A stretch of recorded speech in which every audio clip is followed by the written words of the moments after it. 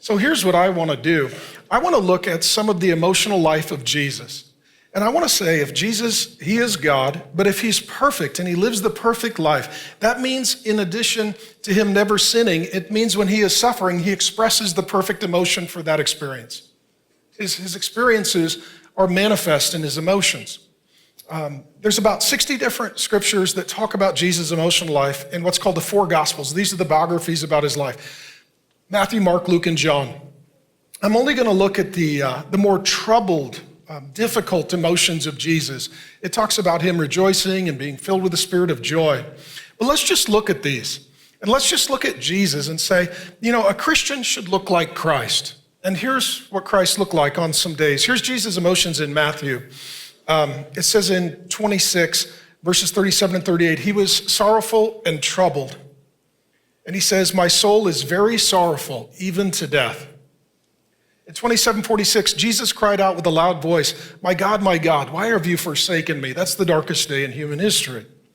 Jesus' emotions in the Gospel of Mark, chapter 3, verse 5, different translations will say that he had anger and was grieved, or anger and sorrow, or anger and deeply distressed, or angrily, deeply saddened. Chapter 7, verse 35 in Mark's Gospel, he sighed, just a deep breath. How many of you have been there? It's just like, there's not even words, it's just the soul expressing pain. That's a sigh.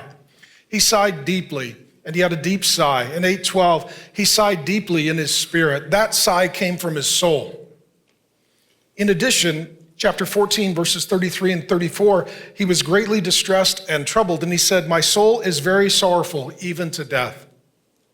He's not suicidal, but he doesn't know how he can continue forward. If you love the Lord, you've been there. Maybe you are there. You're like, I'm not suicidal. I just don't know how I can keep going. It says as well, Jesus, 15:34, cried with a loud voice, my God, why have you forsaken me? Jesus' emotional life in Luke, chapter 12, verse 50, great is my distress. He asks, what constraint am I under, and how distressed am I? And then he says, I'm under a heavy burden. How many of you have been there? You're like, I can't carry this much longer. It says in chapter 19, verse 41, this is the shortest verse in the Bible, he wept, or Jesus wept.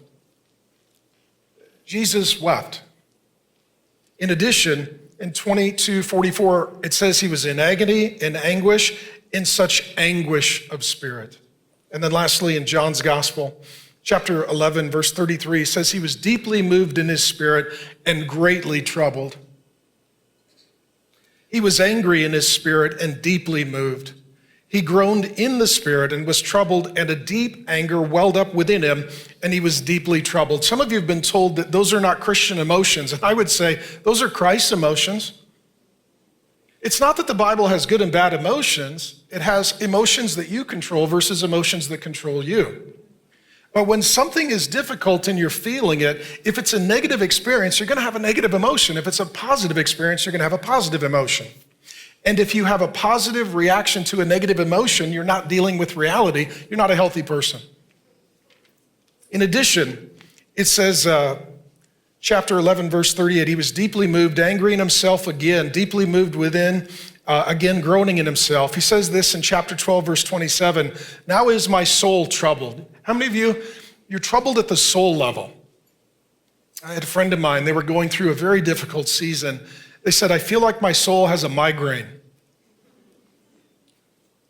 He said, everything just hurts and it's intensified. It says in 13:21, he was troubled in his spirit and deeply troubled. Isaiah told us that when Jesus would come, he would be, quote, a man of sorrows. Man of sorrows. Now that being said, Jesus has moments of incredible joy and moments of incredible despair. There are moments in Jesus' life where he is celebrating, and there are other times that he is weeping. There are days that he is standing triumphant in victory, and there are days that he is kneeling, sensing defeat. Howdy, Pastor Mark here. Thanks for viewing the clip, and if you'd like the entire sermon, we've got it ready to go.